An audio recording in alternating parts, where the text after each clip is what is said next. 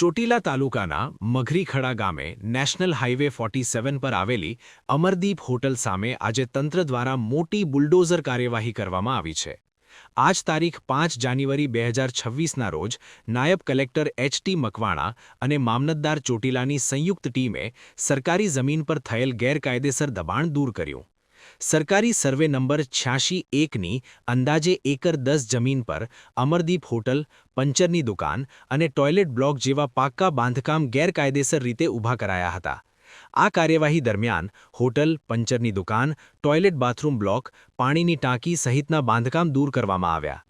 આ કાર્યવાહીમાં અંદાજે ₹16 કરોડ 37 લાખ કિંમતની સરકારી જમીન ખુલ્લી કરાઈ છે.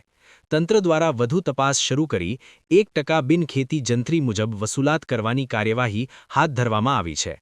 પ્રશાસનનું સ્પષ્ટ સંદેશ: સરકારી જમીન પર દબાણ કરનાર સામે કડક કાર્યવાહી ચાલુ રહેશે.